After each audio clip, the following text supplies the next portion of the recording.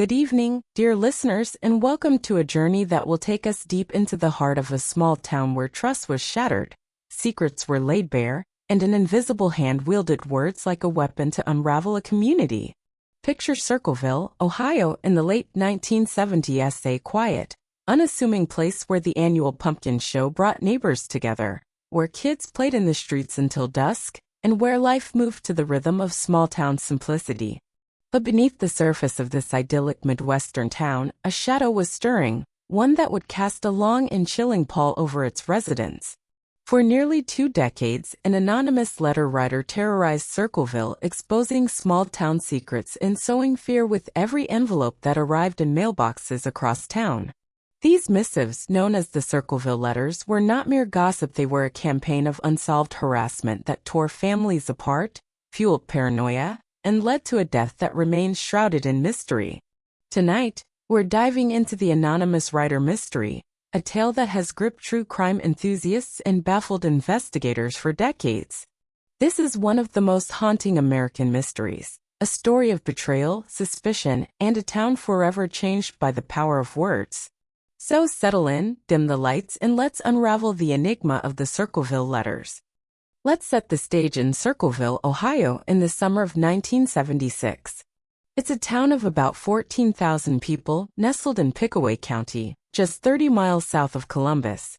Circleville is the kind of place where everyone knows your name, where front porches are gathering spots for gossip, and where the biggest event of the year is the pumpkin show, a festival that draws crowds with its giant pumpkins and homemade pies. Families have lived here for generations, their lives intertwined through church, school, and Friday night football games. The town's rhythm is predictable, comforting, a slice of Americana where neighbors wave and doors are left unlocked. But in that fateful summer, the illusion of safety began to crack. It started with a single letter, delivered to the mailbox of Mary Gillespie, a school bus driver known for her warm smile and dedication to the children she drove to Westfall schools each day. The envelope was plain, postmarked from Columbus, with no return address. Inside, written in a distinctive, blocky handwriting, were words that cut like a knife. The letter accused Mary of an affair with Gordon Massey, the married superintendent of the school district. "I know where you live," it read. "I've been observing your house and know you have children. This is no joke. Please take it serious." The tone was menacing, the details unnervingly specific. Mary, a devoted wife and mother, was stunned. She had never been unfaithful, and the accusation felt like an invasion, as if someone had been watching her every move. Mary tried to dismiss the letter as a cruel prank, something to be crumpled up and forgotten. But days later, another arrived, its words sharper, its threats more explicit. "Stay away from Massey, or you'll regret it," it warned, describing her daily routines with eerie accuracy: her morning coffee, her bus route, even the times her children played in the yard. The Circleville letters had begun, and with them, a wave of fear that would ripple through the town. Mary confided in her husband, Ron Gillespie, a quiet, hard-working man who worked at a local factory and cherished his family. Ron was furious, his protective instincts kicking in, but he urged Mary to keep the letter secret, fearing the rumors would spread like wildfire in a town where gossip was currency. Then Ron received a letter of his own. "Mr. Gillespie," it began, "your wife is seeing Gordon Massey. If you don't stop her, your life will be in danger." The words were a gut punch, not just for their threat but for the intimate knowledge they revealed: details about their home, their schedules, their lives. The anonymous writer mystery was taking shape, and Circleville's sense of community was beginning to fray. As weeks turned to months, the Circleville letters multiplied, their scope expanding beyond the Gillespies. Neighbors, school officials, business owners, even ordinary residents found envelopes in their mailboxes, each filled with accusations of affairs, embezzlement, domestic violence, and darker secrets. The writers seemed to know everything, as if they had a window into every home, a seat at every kitchen table. "Small towns have big secrets buried deep under those freshly mowed lawns," wrote journalist Marie Mayhew in her podcast Whatever Remains, capturing the chilling omniscience of the Circleville letters. The letters were written in a blocky, deliberate handwriting, the letters angular and precise, as if the writer took pleasure in their craft. Some were laced with profanity, others with a taunting tone that suggested a personal vendetta. "This wasn't just someone venting," said true crime author Robin Yoakum. "This was someone with a deep-seated grudge, someone who thrived on chaos." The town's trust began to erode. Neighbors stopped waving, mailboxes became sources of dread, and whispers filled the air. Who was behind the unsolved harassment? Was it a disgruntled coworker, a spurned lover, or a neighbor hiding behind a friendly facade? For Mary and Ron, the letters became a daily torment. They tried to carry on, but the accusations grew bolder. The writer threatened to broadcast Mary's supposed affair on CB radios, billboards, and even local television. "I'll make sure everyone in Circleville knows," one letter promised. The pressure was relentless, each new envelope a reminder that someone was watching, waiting, plotting. Mary began to suspect David Longberry, a fellow bus driver who had once asked her out and been rejected. His persistence had made her uncomfortable, and she wondered if his bitterness could have fueled the Circleville letters. She shared her theory with Ron, their friend Paul Freshour, and his wife, Karen Sue, who was Ron's sister. Paul, a manager at Anheuser-Busch, was a practical man, not given to drama. He suggested they fight fire with fire. Together, they crafted a letter to Longberry, accusing him of being the anonymous writer and demanding he stop. It was a desperate move, a shot in the dark, but for a few weeks the letters ceased. Mary and Ron dared to hope they had outsmarted their tormentor, that the anonymous writer mystery was over. But the silence was a mirage, a brief respite before the storm would break with devastating force. On August 19, 1977, the Circleville letters took a deadly turn. Mary was in Florida, seeking a break from the relentless harassment. Ron was home with their children when the phone rang. The voice on the other end was unfamiliar, but its words were unmistakable, a taunting challenge, as if the writer was daring Ron to act. Enraged, Ron told his kids he knew who the writer was, grabbed his .38 caliber handgun, and stormed out of the house. Hours later, his pickup truck was found wrapped around a tree on a quiet road outside Circleville. His body was slumped inside, a single shot fired from his gun, which lay beneath him. The coroner ruled it an accident, citing a blood alcohol level 1.5 times the legal limit. But Ron's family was skeptical. Dad wasn't a drinker, his daughter, Debbie, later told 48 Hours. He was sober when he left the house, and he was angry, not drunk. The crash raised questions that have never been answered. Had Ron confronted the writer and paid the ultimate price?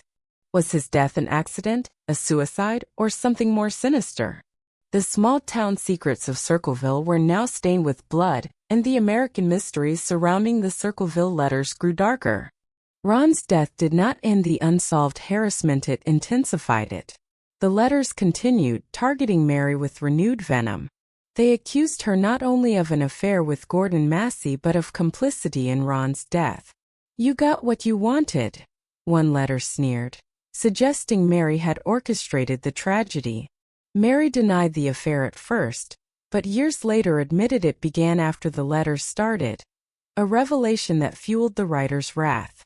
The Circleville letters spread like a contagion, targeting other residents with accusations of corruption, infidelity, and hidden crimes.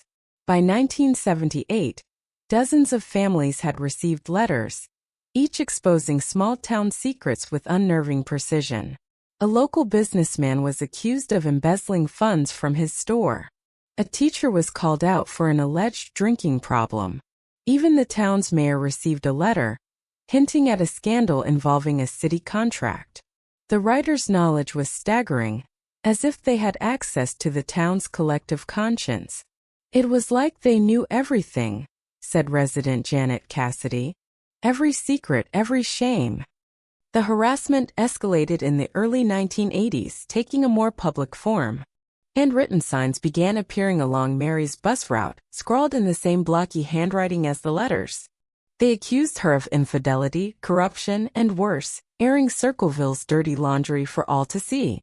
One sign, posted in 1983, was particularly vicious, targeting Mary's 12-year-old daughter with lurid claims about her involvement with Gordon Massey. Furious, Mary stopped her bus, stormed over, and tore the sign down, only to discover a chilling surprise. The sign was rigged to a box containing a .25 caliber handgun, designed to fire if the sign was removed. Miraculously, the trap was faulty and Mary escaped unharmed. She handed the device to the Pickaway County Sheriff's Office, who traced the gun's serial number to Paul Freshour, her brother-in-law and Ron's sister's estranged husband. The discovery sent shockwaves through Circleville, turning a man known for his quiet life into the prime suspect in the anonymous writer mystery. Paul Freshour was an unlikely villain. A 40-year-old manager at Anheuser-Busch, he lived just outside Circleville and had no criminal record. He was a family man, married to Karen Sue, Ron's sister, with 2 daughters. But his marriage was crumbling, and Karen Sue told investigators she suspected Paul was the Circleville letters writer. She claimed to have found letters hidden in their home, and Paul's handwriting bore similarities to the blocky style of the anonymous notes. When questioned, Paul denied everything, insisting he was being framed. But he failed a polygraph test, and the evidence against him mounted. In October 1983, Paul went on trial for attempted murder, with the prosecution arguing the booby trap was meant to kill Mary. 2 document examiners testified that Paul's handwriting matched the letters, particularly the distinctive shape of the letter G. Despite his alibi was at work when the sign was posted and the lack of fingerprints on the trap, Paul was convicted and sentenced to 7 to 25 years in prison. Uncle Paul was not a murderer, his friend Pam Stanton told 48 Hours. He was set up, plain and simple. The conviction brought a sigh of relief to Circleville, but the unsolved harassment was far from over. Here's where the Circleville letters take a turn into the realm of the inexplicable, deepening the American mysteries that surround them. In 1984, with Paul behind bars, sometimes in solitary confinement, the letters continued. Residents received new missives as vicious as ever, accusing Sheriff Dwight Radcliffe of covering up Ron's death and Mary of orchestrating the booby trap to frame Paul. One letter sent to Paul in prison taunted him. "Now when are you going to believe you aren't getting out of there? When we set 'em up, they stay set up." The letter was postmarked from Columbus, using glossy stamps unavailable in prison. This raised a chilling question. If Paul was locked away, who was writing the Circleville letters? The town was thrown back into turmoil, with suspicion falling on new targets. Some pointed to Karen Sue, whose cooperation with police and subsequent divorce from Paul raised eyebrows. Others believed David Longberry, the bus driver Mary had suspected, might have continued the campaign. A third theory, whispered in diners and church pews, suggested multiple writers, a network of grudge holders exploiting the chaos to settle personal scores. "The letters were too widespread, too detailed," said journalist Martin Yant. "One person couldn't have done it all."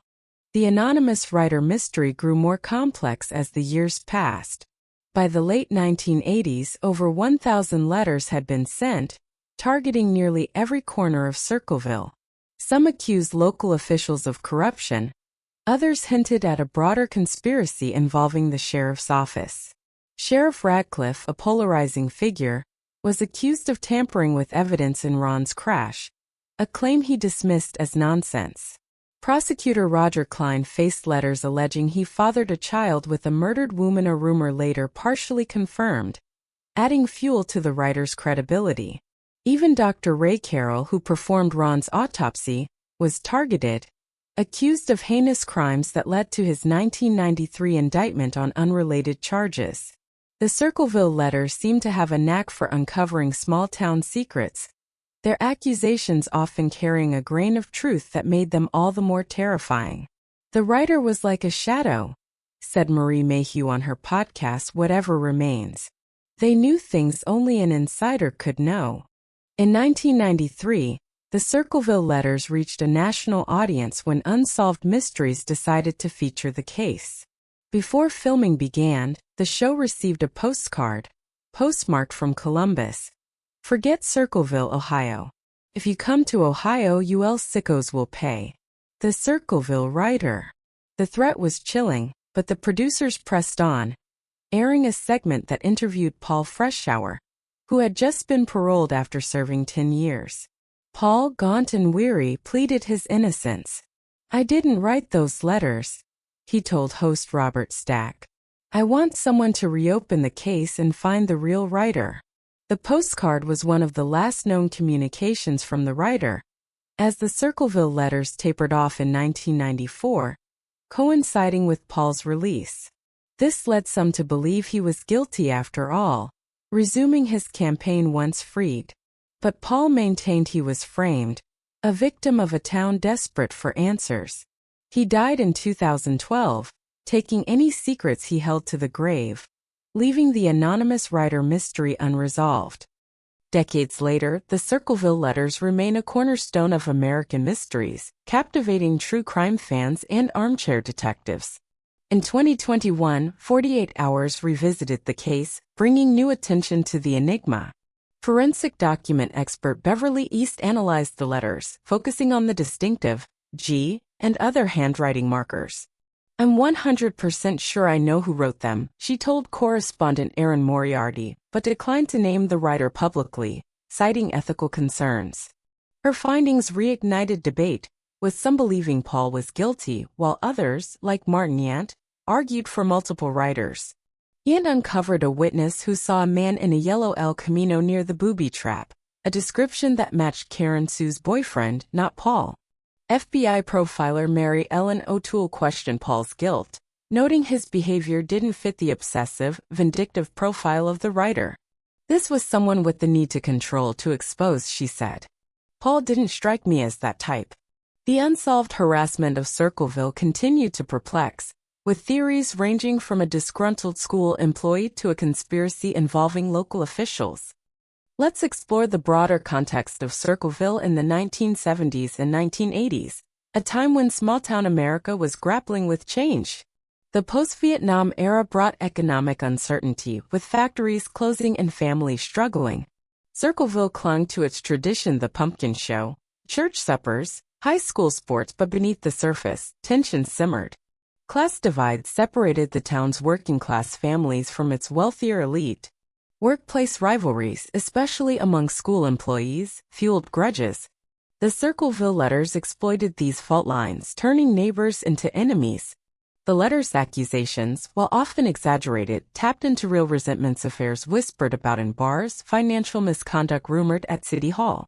"Small towns are like pressure cookers," wrote true crime blogger John Travolta. The small-town secrets were always there, waiting for someone to light the fuse.